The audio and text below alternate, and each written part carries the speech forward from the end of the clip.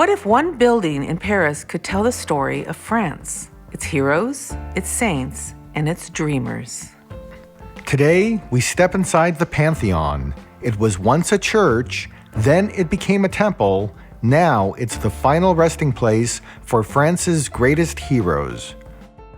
On a Monday morning, we made our way to the metro to travel from the 17th arrondissement to the Latin Quarter for a visit to the Pantheon. But first, let's have breakfast at Jozi, just a 3-minute walk from the Pantheon, which featured these wonderful soft-boiled eggs and a filling bowl of yogurt with granola. If you're in need of a bite to eat near the Pantheon, we give a thumbs up to Jozi. Happy Monday from Paris, France. Today we're going to try for the second time to get into the Pantheon. We came here before and were not able to get in because of a strike that was happening. So we're going to try again. We're here about 20 minutes before opening. We'll see if there's a queue. We're going this way, Julie? Yes. Yeah, see, sometimes when you film and talk, you go the wrong way. Standing proudly in the Latin Quarter, the Pantheon was originally built as a church dedicated to Saint Genevieve, the patron saint of Paris. Its neoclassical dome rises over the city skyline, reminiscent of St. Paul's Cathedral in London and St. Peter's Basilica in Rome. Originally commissioned by King Louis XV as a church dedicated to Saint Genevieve, its purpose was completely transformed during the French Revolution. It was later repurposed into a mausoleum to honor the great figures of France. The inscription above says, "To the great men, the grateful homeland." The stunning architecture was designed by Jacques-Germain Soufflot. It's a masterpiece of neoclassicism inspired by the Pantheon in Rome, but with its own distinct French character. But what's inside is even more remarkable. A place where the greatest minds and hearts of France are remembered. We arrived a few minutes before the gates opened and made our way inside without waiting in a long queue. As you walk through the doors, your eyes are immediately drawn upward, the dome soaring above intricate marble floors and grand columns. The interior is vast with soaring ceilings and a light streaming from the dome high above. It feels both grand and solemn at the same time. Around the main floor, you'll find incredible paintings and sculptures that tell the story of France's history and its most cherished heroes, spanning saints, influential figures, and revolutionaries who shaped the spirit of France. Since the building was originally dedicated to Saint Genevieve, the patron saint of Paris, her story is featured prominently. These stunning murals, painted by Puvis de Chavannes, depict key moments from her life, capturing how her devotion became a guiding light for the people of Paris. You can see her as a young girl, her devotion to God, and the moment she is said to have miraculously saved Paris from Attila the Hun's invasion through prayer. It's a beautiful tribute to the building's original purpose and a foundational story for the city of Paris. Sculptor Paul Landowski, also known for the Christ the Redeemer statue in Rio, created this tribute to the countless artists whose names time has forgotten.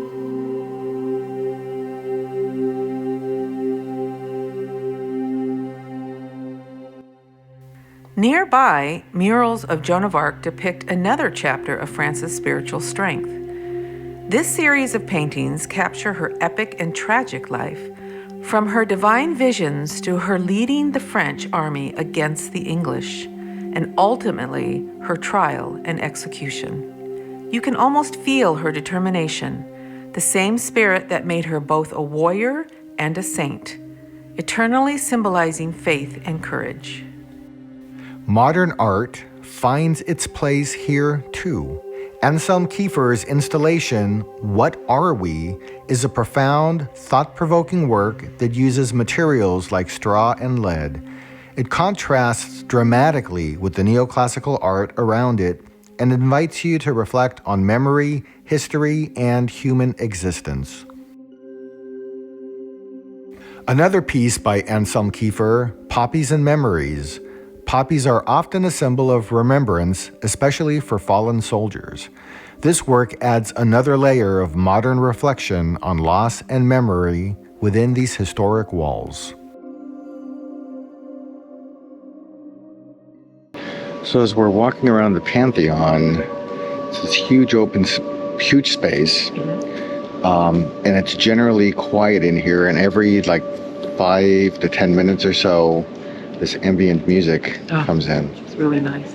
Yeah. I think it keeps the level, get people's energy down. Yeah. There's not a lot of talking. Yeah.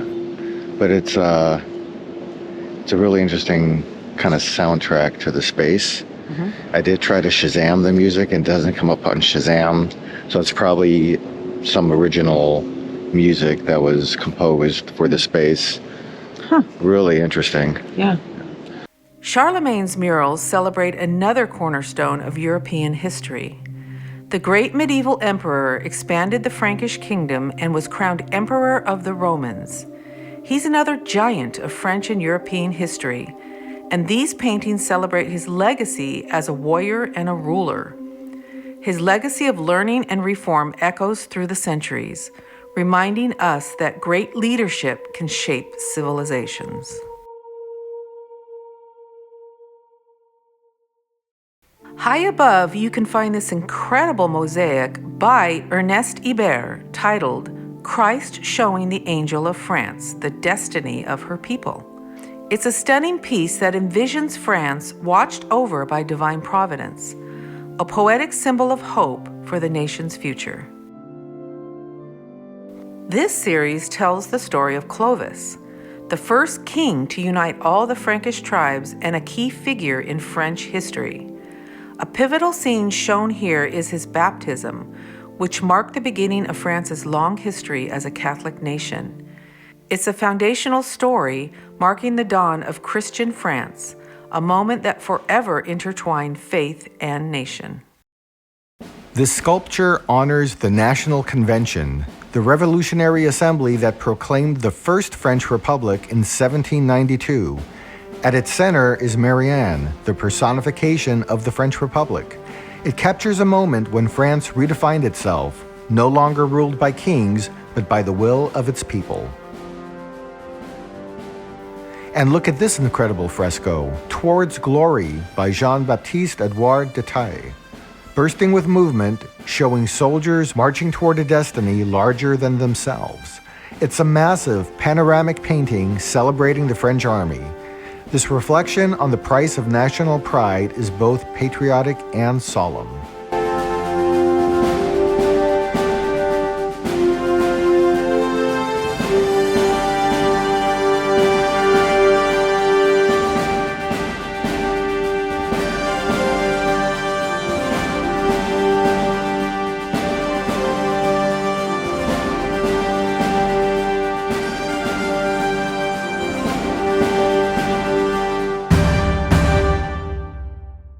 Here we see General Hoche, a brilliant military commander and hero of Revolutionary Wars.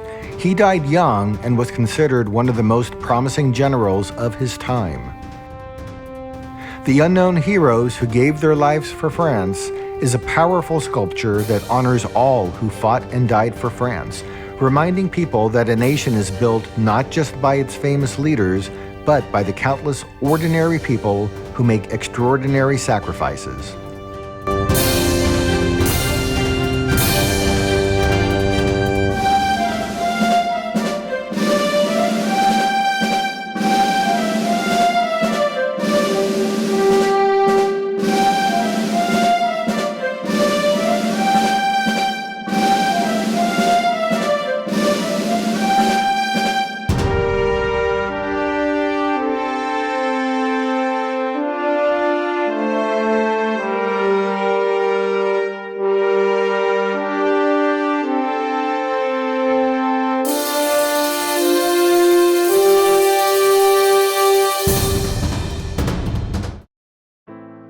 While the inside of the Pantheon is impressive, You can walk underneath the building to the Grand Crypt, which houses the tombs of some of France's most revered figures. Each of these tombs reminds visitors of the enduring impact of the people laid to rest here and their legacies on French and global culture. The atmosphere is both tranquil and profound, offering this intimate connection to the lives and achievements of these very extraordinary individuals. These solemn resting places honors the contributions of writers, scientists, philosophers, and leaders who did shape the nation, including Voltaire, Dumas, and Rousseau. We visited the crypts of Marie Curie Skłodowska and Louis Braille, which is the inventor of the Braille system of reading. For the blind, yeah. For the blind, very cool. There's also interred here, which was very interesting for me, a artist by the name of Josephine Baker. For those that aren't familiar, she's an African-American dancer, a singer, an actress, and a civil rights activist who achieved extraordinary fame in Paris after arriving at the age of only 19. She was very beautiful. She had a very deep bond with Paris, and it went way beyond entertainment. And she did become a French citizen. She helped the French resistance as a spy, which was another very interesting thing, during World War II, and was awarded the Legion of Honor for heroism. Her legacy in France also includes fierce advocacy for civil rights and social equality, culminating in her induction into the Pantheon as the first Black woman honored there. She was quite the champion of justice and humanity. After exploring, you can visit the gift store where you'll find books about the very people entombed in the crypt below: Voltaire, Rousseau, Victor Hugo, and Marie Curie, just to name a few. It's a great way to learn more about the legacies honored here. All right, we just came out of the Pantheon in Paris with we made it inside. So what are your thoughts, Julie? Well, of course, it was magnificent. It was gorgeous. It was interesting that it was a former church. You can see that. It's interesting. So when we walked inside, you see it's just this huge room. And I guess my initial, when I looked at it, I thought, 10, 15 minutes tops, we'll be done with this. We were there. It had an amazing amount of murals, sculptures. Yeah. We were there an hour and a half. And a crypt. Yeah. So do you recommend this one for somebody visiting Paris? Yeah, I think it's a must. Yeah. It really is pretty. Yeah, I'm glad we went there. Yeah. I liked how, there's these murals, paintings on all of the walls all the way around, and they're all done in the same style, so it's very cohesive. Very Saint Genevieve heavy. Yes. She was very much a part of all that planning. Yeah. And just as an FYI, if you're visiting here, because you are going to see so much artistry and information about Saint Genevieve, just behind the Pantheon we visited the other day, there's the Church of Saint Genevieve. Again, gorgeous. So I would add that to your stop here because it kind of ties that together, I think, in a nice way. I'm not sure, but it's like many places. If you get there first thing when it opens, like when we first walked in. Yeah, because we didn't have reservations. Yeah. You don't have to battle people like in front of you to read things and see things. So it's probably a little less sparse when it first opens up. Yeah, and we did not have reservations, so we just walked right in at 10 o'clock. Like at the front of the ticket line. They let all the reservations go in first, and then the the walk-in. So it worked fine. Yeah. So we checked the box on the Pantheon. A visit to the Pantheon is more than just seeing a beautiful building. It's a journey through the heart of French history, art, and identity. From saints and kings to revolutionaries and scientists, the stories contained within these walls are what shaped a nation. It's a place that asks you to look up in awe at its art and architecture, and then look inward to reflect on the meaning of greatness and legacy. We highly recommend adding this to your Paris itinerary. Thanks for joining us today. If you enjoyed this video, please give it a thumbs up and subscribe for more adventures from the places where we go.